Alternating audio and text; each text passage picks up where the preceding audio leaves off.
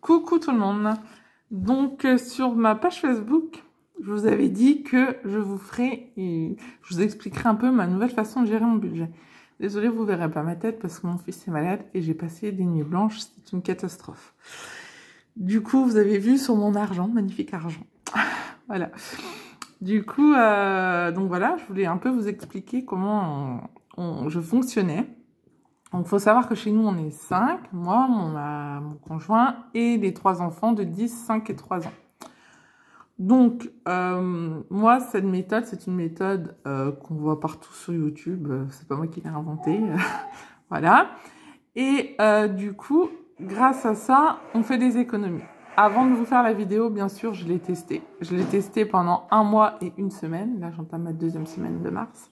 Et bien évidemment, nous avons pu faire quelques petites économies. C'est pas énorme, mais c'est toujours bien de faire des petites économies. Je vais essayer d'être le plus transparente avec vous. Bien évidemment, je vais pas tout pouvoir vous montrer parce que je pense qu'il y a des choses qui ne concernent que moi et mon conjoint. Voilà, après, la méthode reste la même avec tous les budgets. Bien sûr, nous vous allez pour certains dire vous avez un gros budget, franchement je comprends pas que vous fassiez ça. Ben en fait je pense que plus on a d'argent, plus on en dépense. Tant qu'on n'est pas à zéro, voilà. Sérieusement, il y a beaucoup de gens qui sont dans ce truc-là. Cette méthode a été prouvée par des femmes seules avec des enfants avec un tout petit budget qui ont réussi à mettre des sous de côté. Donc franchement, elle est possible pour tout le monde. Je vais arrêter là dans mon blabla et je vais vous montrer du coup ce que je vous conseille de faire. Désolée, mon petit garçon est malade, il est derrière moi, il ne fait que parler. Merci Achille. Donc du coup, désolé, il m'a demandé un mouchoir. Bref, donc moi ce que je vous conseille, c'est en premier, moi je m'inspire beaucoup des youtubeuses et de leur site. Je vous conseille d'aller sur mamaneconome.fr. Elle a vachement d'outils pour aider un peu à gérer son budget. Je vous montre pas tout. Je vais essayer de cacher les choses. Voilà. Donc, moi, ce que je vous conseille, en haut, vous avez revenus. Donc, vous marquez vos revenus, donc celui de mon mari, celui de moi. On a un total de revenus. En fait, j'aime pas pourquoi je le cache, parce que clairement, je m'en fous, mais bon. Voilà, pour mon conjoint, il n'a pas forcément envie qu'on sache tout. Non, mon temps. Ensuite, nous avons le loyer en charge fixe. Surtout, vous marquez bien vos charges fixes. Pour tout ce qui est revenu, vous notez bien tout ce qui est CAF, tout ce qui rentre dans votre compte. Que ce soit Pôle emploi, CAF, n'importe quoi, les dons de papa, les dons de maman, les dons de la sœur, l'héritage, ce que vous voulez, vous marquez. Voilà, parce que c'est de l'argent en positif dans votre compte. Charge fixe, donc nous on a notre loyer, on a Orange, Engie, la mutuelle, les assurances et l'école. Ce qui nous fait un montant. Ça, c'est nos charges fixes. C'est vraiment tous les mois, nous avons la même chose qui part. Vous marquez le total. Jusque-là, ça va. Ensuite, bon, là, je peux vous montrer le reste, c'est pas grave. En charge, vous marquez les charges variables. Donc ça, c'est ce qui change tous les mois. Nous, la cantine, clairement, elle change tous les mois. On l'a ce mois-ci, 256 €. J'étais contente. En fait, j'ai oublié de payer le mois de janvier. Je ne sais pas pourquoi. Je ne sais pas ce qui s'est passé. Donc, du coup, j'ai 2 mois à payer. Je suis trop contente. Netflix, donc 5 €. Il y en a qui vont me dire c'est pas cher. C'est normal, nous partageons les écrans avec mon frère. Donc, on donne 5 € à mon frère, en fait. Après, on a une offre confort. Je ne sais pas exactement ce que c'est. Je crois que c'est nos cartes et tout ça qui reviennent à 9 €. Mon chéri s'achète des chaussures de course de temps en temps. J'ai mis dans charge variable parce que j'ai plus de place dans les autres cases. Mais normalement, ça n'a rien à faire ici. Donc, c'est 100 €. Ça, il m'a dit dès le début, j'ai des pompes à m'acheter. Ça coûte très cher. Donc, on a mis dedans. Donc, après, vous faites le total de vos charges variables. Ensuite, de l'autre côté, vous avez vos dettes et vos crédits. Si vous avez des dettes et crédits. Alors, moi, clairement, c'est super flou, je comprends pas. Je n'ai pas marqué les dettes et crédits. Donc, le seul crédit que nous avons, c'est le crédit. Je suis désolée. Donc, moi, j'ai préféré ne pas le mettre parce que pour moi, c'est un loyer. C'est quelque chose qu'on donne à la banque. Donc, voilà. Après, c'est le seul crédit qu'on a et la seule dette qu'on a. Donc, du coup, je n'ai rien marqué. Après, à vous de marquer. Si vous avez des crédits voiture, tout ce que vous voulez. L'épargne. Donc, moi, je marque l'épargne Fonds de secours, dont nous avons 160 € qui vont donc de ça, et les enfants 30 €. Donc c'est quelque chose qu'on ne touche pas, qu'on ne touche jamais, à moins vraiment la grosse catastrophe. Ensuite, mon conjoint met 60 plus 45 sur 2 comptes, je ne sais pas lesquels c'est, donc ça nous fait 295 €. Ensuite, nous avons l'alimentation. Alors vous allez voir les gros chiffres, vous allez faire « Waouh, c'est quoi son budget ?» On va se calmer. L'alimentation, 600 €. Je mets 600 € parce que ce mois-ci, nous sommes un mois à 5 semaines. N'oublions pas, la fin du mois, c'est un jeudi. Quasiment, c'est une semaine pleine. Hein. Pour nous, c'est des courses. Donc, du coup, je compte l'alimentation, sachant que mon conjoint mange au travail. Le midi, je dois lui faire à manger. Pas des sandwichs, hein, bien évidemment. Ensuite, nous avons le carburant. Donc, je pense que là, j'ai un peu trop évalué, mais sachant que je fais plusieurs allers-retours dans la semaine, assez loin de chez moi, pour des raisons personnelles, je dois mettre un peu plus de carburant. Les vêtements, c'est parce que ce mois-ci, j'ai les chaussures des garçons à acheter. Donc, 3 paires de chaussures, je ne vous raconte pas. Donc là, ce que je mets dans mes enveloppes, c'est pour le mois de mars. Bien sûr, le mois prochain, en avril, ce sera beaucoup moins élevé, sachant que j'aurai acheté des chaussures, que j'aurai moins de trajets à faire. Bien évidemment, les montants ne seront pas les mêmes. Le loisir, 160 €, c'est parce qu'il y a eu les vacances et que nous avions plusieurs repas d'anniversaire en petit comité, donc il fallait acheter des cadeaux. Pharmacie, 80 €. Alors 80 € pourquoi? Parce que j'ai un deuxième petit garçon qui a un handicap et qui a besoin de médicaments non remboursés.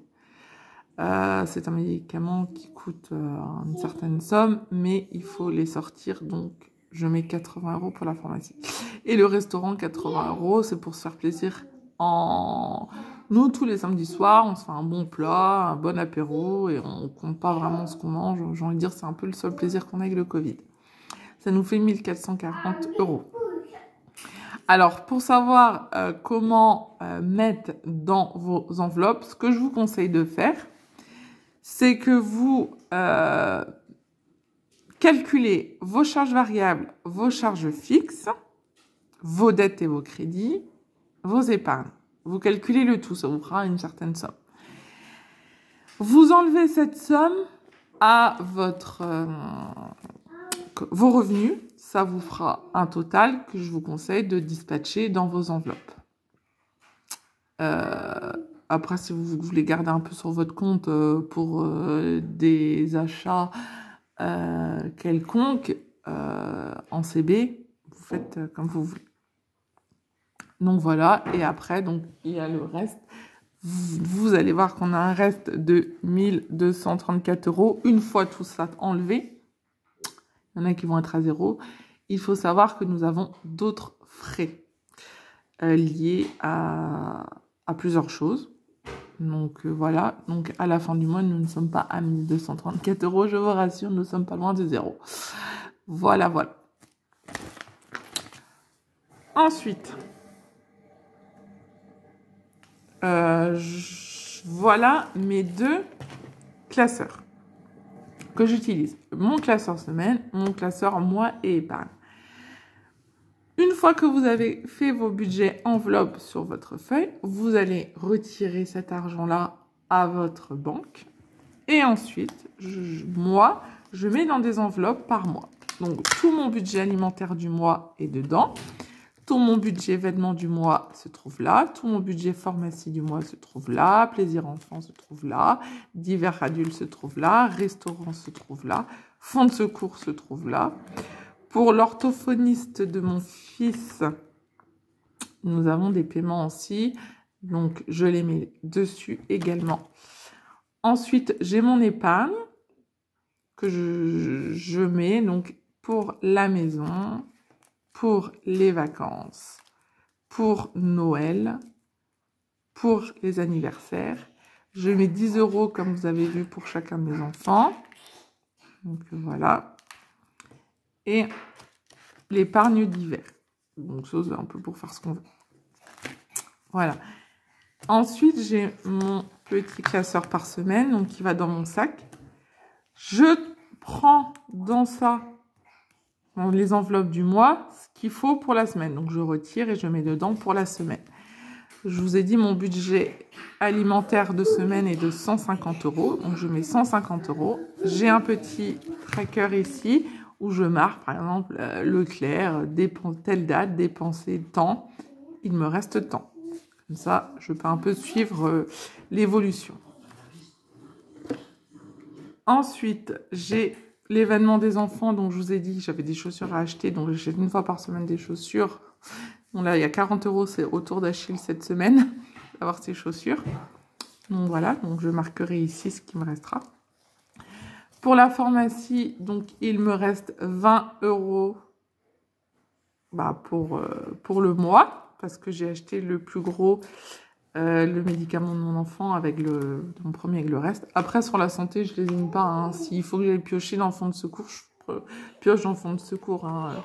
Il n'y a pas de montant pour la pharmacie, hein, bien évidemment, on est bien d'accord. Ensuite, pour le carburant, donc j'ai 160 €. J'avais fait le plein, en fait, à la fin du mois dernier. À la fin du mois. Bon, là, j'ai juste été mettre 30 €. Donc, il reste 130 € jusqu'à la fin du mois. Ensuite, plaisir enfant. Donc là, j'ai mis 20 € pour cette semaine, sachant qu'ils sont à l'école. Je ne pense pas dépenser ces 20 €. Ils serviront pour la semaine prochaine. Des fois, le mercredi, on va à Action. C'est un peu mon péché mignon. On achète une ou deux babioles de loisirs créatifs. Voilà, mais on n'en a sûrement pas pour 20 €. Donc, la semaine dernière, d'ailleurs, on n'a pas utilisé non plus. Donc, voilà. En divers adulte, je suis allée à Action ce matin. Voilà, c'est pas très bien. Donc, j'ai 20 €. Donc, j'ai dépensé 5 €. J'avais besoin du bicarbonate, du dissolvant et une autre babiole. Je ne sais même plus ce que j'ai pris. Donc, j'en ai eu pour 5 €. Donc, il me reste 15 € jusqu'à la fin de la semaine.